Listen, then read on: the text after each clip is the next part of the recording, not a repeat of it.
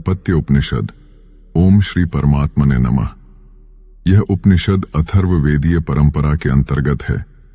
इसमें सर्वप्रथम गणपति की स्तुति प्रार्थना की गई है। तदुपरांत सबकी आत्मा के रूप में विद्यमान गणपति की स्तुति की गई है।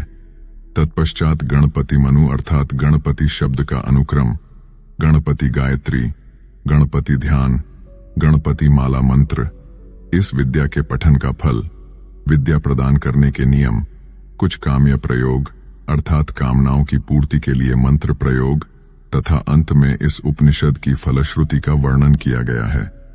वस्तुतः परवर्ती कालीन उपनिषदों में सगुणोपासना की ओर झुकाव दिखाई देता है। इस उपनिषद में भी कुछ वैसा ही प्रतिपादन है।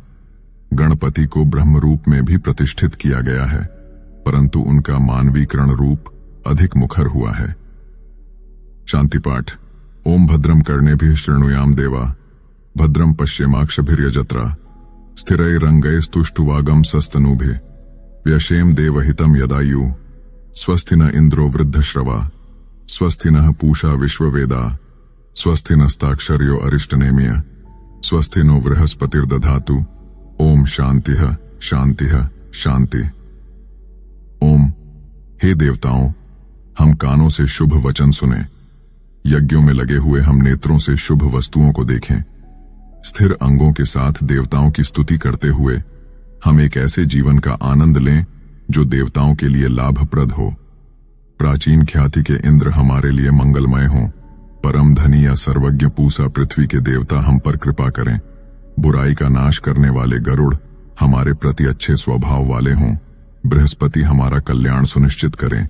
ओम शांति शांति शांति। गणपति भगवान को प्रणाम है। तुम ही साक्षात प्रत्यक्ष तत्व हो, तुम ही एकमात्र कर्ता हो, तुम ही एकमात्र धर्ता हो और तुम ही एकमात्र हरता हो। एकमात्र तुम ही इन समस्त रूपों में विद्यमान ब्रह्म हो, तुम ही साक्षात आत्मस्वरूप हो। मैं सदा रीत सत्य से परे बात कहता हूं, सत्य का ही प्रतिपादन करता हूं। तुम मेरी रक्षा करो वक्ता, आचार्य की रक्षा करो, हम जैसे श्रोताओं की रक्षा करो, ज्ञानदाता की रक्षा करो, धाता ज्ञान धारक की रक्षा करो, अनुचान ज्ञान को क्रिया रूप देने वाले की रक्षा करो तथा मुझ शिष्य की रक्षा करो। आगे से पीछे से उत्तर से दक्षिण से ऊपर से तथा नीचे की ओर से मेरी रक्षा करो। सभी तरफ से मेरी रक्षा करो, चारों तरफ से मुझे संरक्षण प्रदान करो। तुम वांग्मय अक्षर स्वरूप हो, तुम ही चिन्मय आनंद स्वरूप एवं ब्रह्म रूप हो, तुम ही सत चित आनंदमय एवं अद्वितीय हो, तुम प्रत्यक्षतया ब्रह्म हो, तुम ज्ञान स्वरूप एवं विज्ञानमय हो।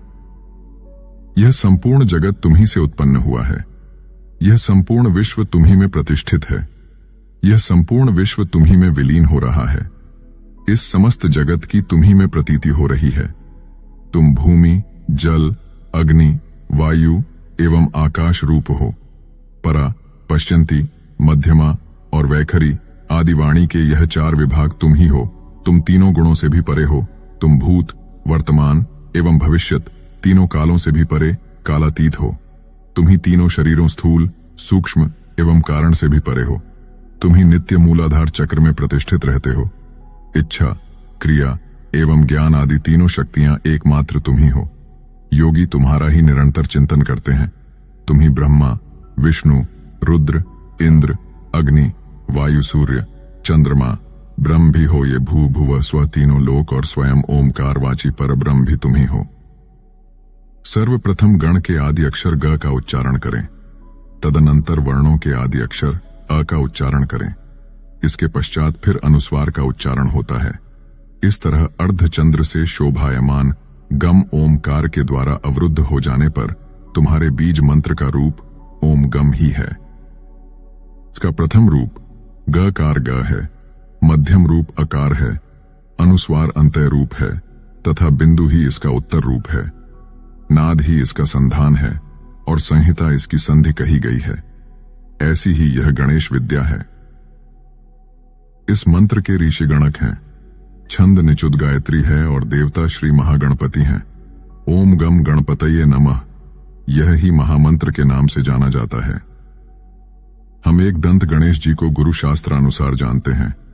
उन वक्रतुंड का ध्यान करते हैं। वह दंती हम सभी को सन्मार्ग की ओर प्रेरित करें। इस मंत्र को गणेश गायत्री मंत्र कहते हैं।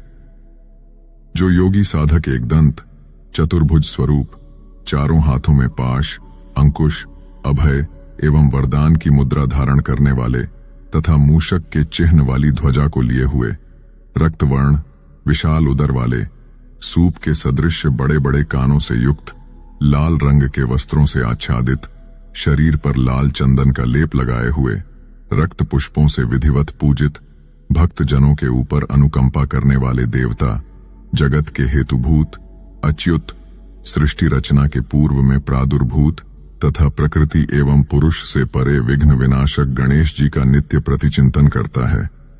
वह योगी साधक समस्त योगी जनों में श्रेष्ठतम एवं अनुपम है। व्रातपति अर्थात समस्त देव समुदाय के नायक को प्रणाम है। गणपति को नमस्कार है। प्रमथपति अर्थात भगवान शिव के नायक के लिए नमन वंदन है।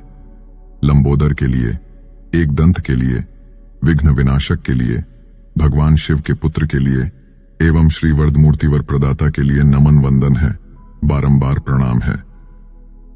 यह अथर्ववेद की उपनिषद है। जो मनुष्य इस उपनिषद का अध्ययन करता है वह ब्रह्मत्व पद की प्राप्ति का अधिकारी बन जाता है। सभी तरह के विघ्न उसके लिए बाधक नहीं होते। वह सर्वत्र सुख शांति में वृद्धि प्राप्त करता है। वह मनुष्य 5 प्रकार के महान पातकों एवं उपपातकों से मुक्त हो जाता है। शाम के समय में किए हुए पाठ से दिन के पापों का विनाश होता है और प्रातः काल के समय में पाठ करने से रात्रि में किए गए पापों का शमन हो जाता है। जो मनुष्य प्रातः एवं सायं दोनों कालों में इस उपनिषद का पाठ करता है वह पाप रहित हो जाता है।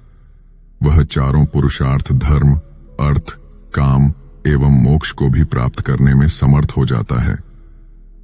इस अथर्व शीर्ष उपनिषद का उपदेश शिष्य को ही देना चाहिए, अशिष्य को नहीं। मोहवश जो ज्ञानी पुरुष ऐसा करता है, अशिष्य को देता है, वह पातकी पापी हो जाता है। जो मनुष्य इस उपनिषद का 1,000 बार पाठ करता है वह जो जो आकांक्षाएं करता है उन सभी की सिद्धि इसके द्वारा हो जाती है। इस उपनिषद के द्वारा जो मनुष्य गणेश जी को स्नान कराता है वह प्रखर वक्ता बन जाता है। जो मनुष्य चतुर्थी तिथि का व्रत उपवास करके इसका जप पाठ करता है वह महान ज्ञानी हो जाता है। यह अथर्वण वाक्य है। जो भी इस उपनिषद मंत्र के माध्यम से तपश्चर्या करने का विधान जानता है वह कभी भयभीत नहीं होता। दूरवांकुरों के द्वारा जो गणपति का यजन करता है वह कुबेर के सदृश हो जाता है। जो लाजा धान की खील से यज्ञ करता है वह यशस्वी एवं मेधावान हो जाता है। जो 1,000 मोदकों लड्डुओं से यजन क्रिया संपन्न करता है वह मनोवांछित फल प्राप्त करता है। जो घृत युक्त समिधाओं से यज्ञ करता है वह सभी कुछ प्राप्त कर लेता है। उसकी सभी इच्छाएं आकांक्षाएं पूरी हो जाती हैं। जो मनुष्य इस उपनिषद विद्या से 8 ब्राह्मणों को अच्छी तरह से पारंगत बना देता है वह सूर्य सदृश तेजस्वी हो जाता है। सूर्य ग्रहण के समय महानदी अथवा प्रतिमा के समक्ष इस उपनिषद विद्या का पाठ जप करने से अभीष्ट मंत्र सिद्ध होता है। वह महान विघ्नों, महापातकों पापों से मुक्त हो जाता है। वह बड़े से बड़े दोषों से मुक्ति प्राप्त कर लेता है। जो पुरुष इस उपनिषद को इस प्रकार से जान लेता है वह सर्वज्ञ हो जाता है, सभी कुछ जानने में समर्थ हो जाता है। ऐसी ही यह अथर्ववेदीय उपनिषद है। अतः गणपत्य उपनिषद समाप्त। ओम शांति विश्वम।